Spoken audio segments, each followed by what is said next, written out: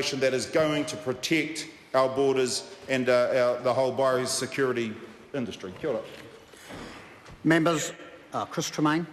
Speaker, I rise to take a quick call on this bill to commend the biosecurity law reform bill to the House. And before commending it totally, can I just commend the previous speaker, Kelvin Davis, on his speech, particularly the way he focused on compliance costs. Great to see you, Mr Davis, focusing on one of the 6 key strategies of the National Party plan, and you're welcome to come over to this side of the House at any time to work on those compliance costs. Bringing them down for businesses in New Zealand is a fantastic thing, and we support that initiative. But I commend this bill, this biosecurity law reform bill, to the House at this point in time, Mr Speaker. Thank you. Members, this debate is concluded. The question is that the motion be agreed to. Those of that opinion will say aye. To the contrary, no.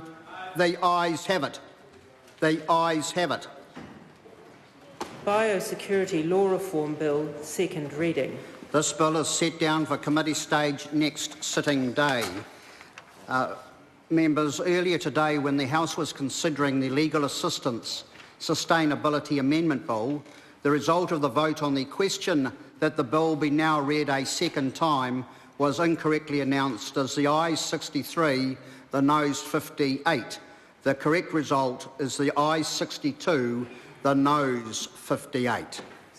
The Honourable Simon Power. Mr Speaker, I move that urgency be accorded the passing through the remaining stages of the Freedom Camping Bill, the Student Loan Scheme Bill, the Taxation, Tax Administration and Remedial Matters Bill, the Duties of Statutory Officers, Census and Other Remedial Provisions Bill, the Education Amendment Bill No. 4, the Aquaculture Legislation Amendment Bill No. 3, the Trademarks, International Treaties and Enforcement Amendment Bill, the Māori Purposes Bill, the Statutes Amendment Bill No. 2, and the Commerce Commission International Cooperation and Fees Bill, and of any bills into which those bills may be divided, and the introduction and passing of a government bill.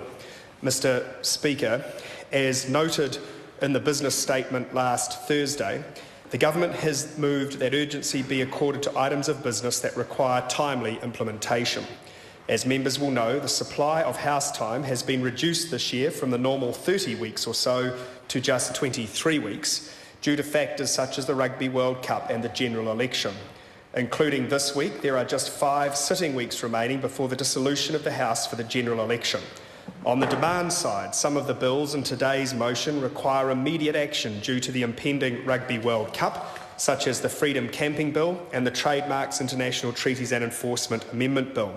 Other bills require passage as soon as possible to enable implementation to commence in advance of looming deadlines, such as the Student Loan Scheme Bill, which is due to come into force on 1 April 2012, and the Taxation, Tax Administration and Remedial Matters Bill, which is due to commence on 1 October this year.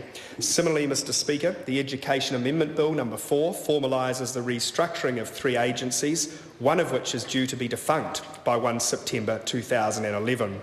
The Duties of Statutory Officers, Census and Other Remedial Provisions Bill is a slightly different case. The government made the decision earlier this year that the census, scheduled for 2011, would not be held due to the disruption caused by the Canterbury earthquakes. By law, the government must hold a census this year, so amending legislation is required to reflect the decision to defer the census.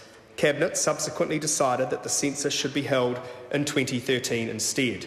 Mr Speaker, the swift passage of the Aquaculture Legislation Amendment Bill No. 3 is desirable to provide much-needed certainty to the industry. The question is that the motion be agreed to. Those of that opinion will say aye. Aye. To the contrary, no. The ayes have it. Mr Speaker. The Honourable Simon Power. Point of order, Mr Speaker. I seek leave for the House, or, if in committee of the whole House, the committee, to suspend at 11:45 a.m. And for the House or committee to sit again on the ringing of the bell on Wednesday 17 August to enable members to attend the State Farewell Luncheon for His Excellency the Governor-General. Is there any objection to that course of action being followed?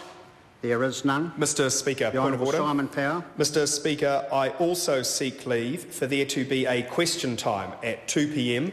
on Wednesday 17 August and Thursday 18 August, and for questions to be lodged in the normal manner pursuant to Standing Order 372. Is there any objection to that course of action? There is none. A call on Government Order of the Day number 3. Freedom